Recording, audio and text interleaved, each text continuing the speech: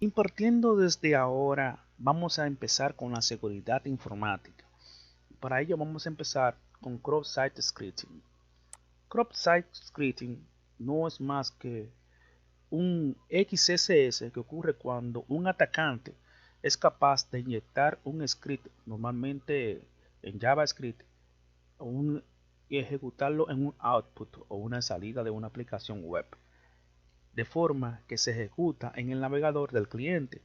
Los ataques se producen principalmente por validar incorrectamente los datos del usuario y se suelen inyectar mediante un formulario web o mediante un enlace alterado.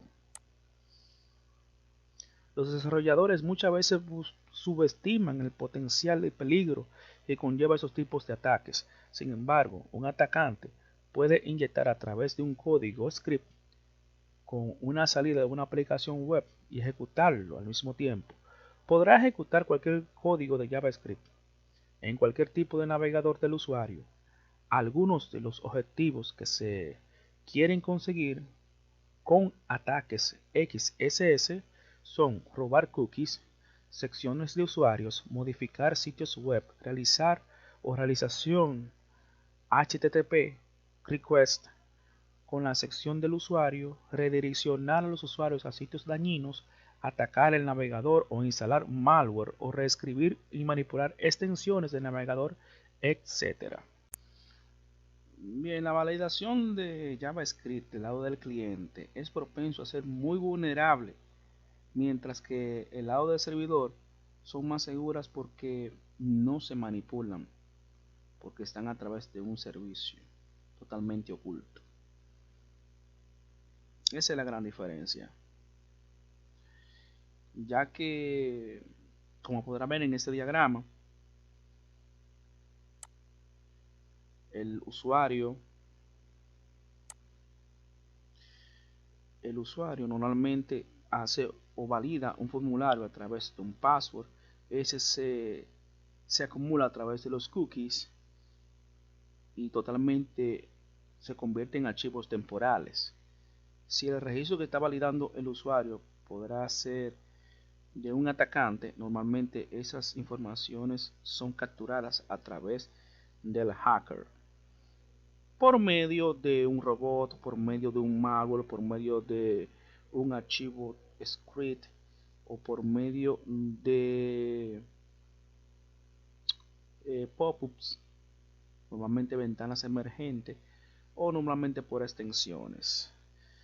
Ya eso ustedes lo podrán diferenciar y totalmente tomar en cuenta para la seguridad, que es la que estamos haciendo en ese curso. Sin mucho que decir, empezamos. Como podemos ver, ese es el registro que hemos elaborado en la clase anterior y es totalmente vulnerable a cualquier tipo de ataque. Voy a hacer unos ejemplos en el cual podemos estructurar o endurecer de manera detallada esos tipos de ataques y diferenciar entre una seguridad del lado del cliente y una seguridad del lado del servidor, que son totalmente diferentes. Del lado del servidor es más seguro, del lado del cliente es menos seguro, y eso lo voy a explicar al final de esta misma sección. Empecemos. En vez del nombre, creo este código script con una función de setInterval y lo ejecuto. Lo que me va a hacer que 1000 veces me va a mostrar directamente en el servidor. Aquí puedo normalizar lo que es un correo ficticio y voy a registrarme. Automáticamente, después de que ya estoy registrado, totalmente un registro totalmente válido, y si voy a explorar, automáticamente voy a acudir con cualquier tipo de usuario. En mi caso soy otro usuario. Ya tengo incrustado totalmente el código malicioso. Me muestra esto y es imposible de quitar, como podrán ver. ese es uno de los ataques que se puede prolongar a una inserción de código script. Para eso tendría yo que salir del navegador y automáticamente refrescar aquí y eliminar dicho registro. Vamos a borrarlo.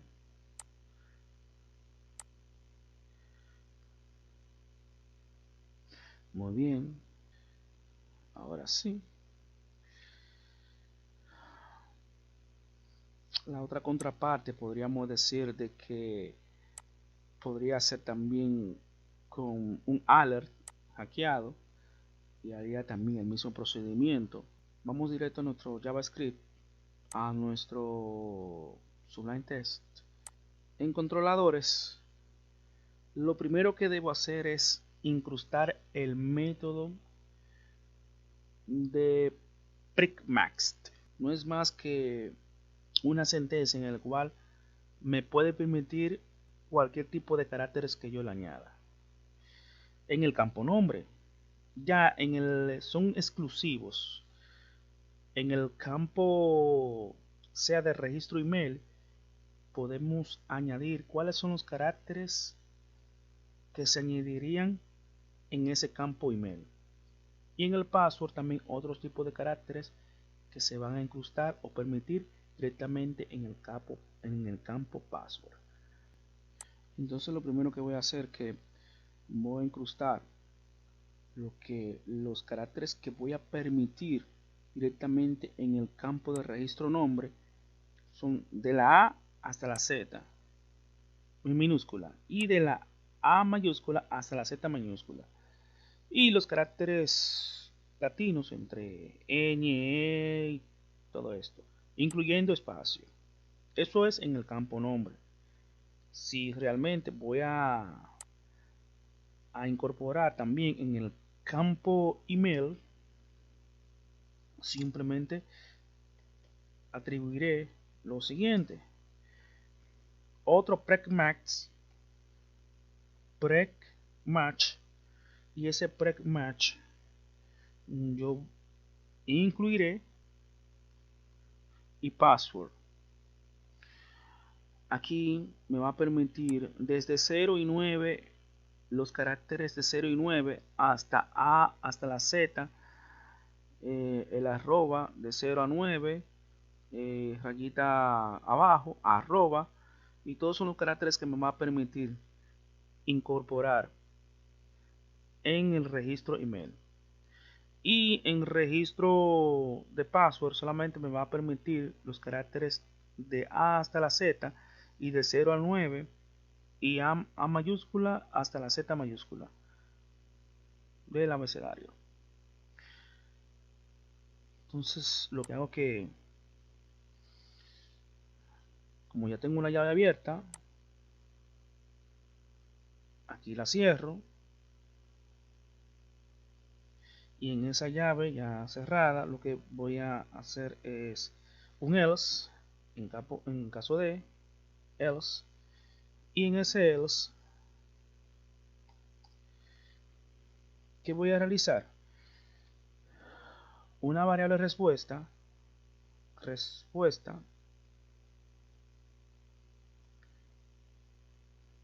que sea igual a error en caso de que me prolongue un error.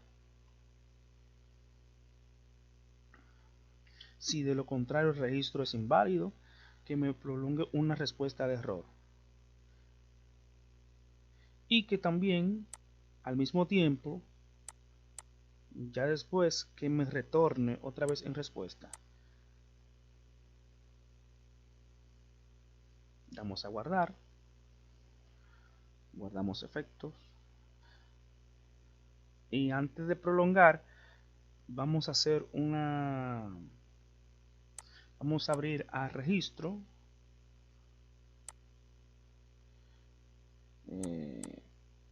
Plantilla, en el registro.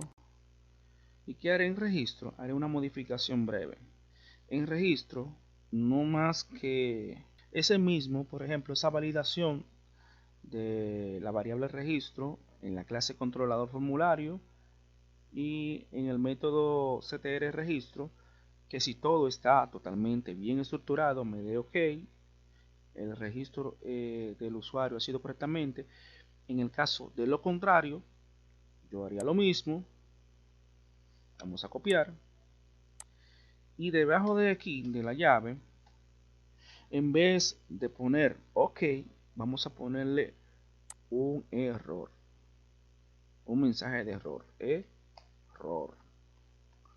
error. Ese error lo tomaré como un mensaje y tomaré esta muestra, la entera. OK, ahora sí, lo copiamos y ese mensaje de error finalmente va a estar encabezado aquí. Vamos a hacer seleccionar control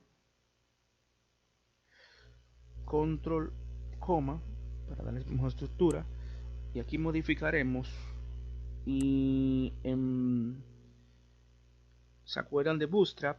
Aquí vamos a cambiar lo que es el color, el margen. Vamos a ponerle un danger como mensaje de alerta, y aquí el usuario. Muy bien, vamos a guardar los cambios, guardamos también en formulario, vamos a refrescar nuestro navegador. Dice que hay un mensaje de error. OK, el error fue aquí en el campo nombre. Simplemente cierro la llave y pondré, o voy a incorporar dos underscore. Guardo cambios y probamos. Ahora sí. Si por ejemplo yo quiero poner signos latinos, todo esto, vamos a poner el mismo código, un ejemplo, automáticamente no me puede permitir.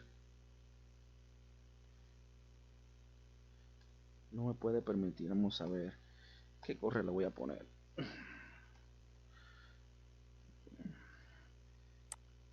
Password 1, 2, 3, 4, 5, 6. Lo sentimos, no me permite caracteres especiales, es decir, ya comenzamos a darle seguridad.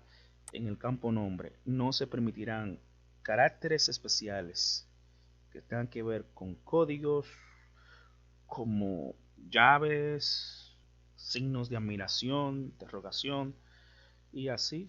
Como finalmente lo dije, estamos incorporando la seguridad de informática, y para eso comparación, como dije al principio, entre el lado de la seguridad, el lado del cliente y el lado del servidor. Bueno, la seguridad del lado del servidor, los scripts son más seguros que la del lado del cliente. Por ejemplo, cuando un usuario accede a una cuenta de banco en línea, el servidor primero se comunica con el cliente mediante el cifrado.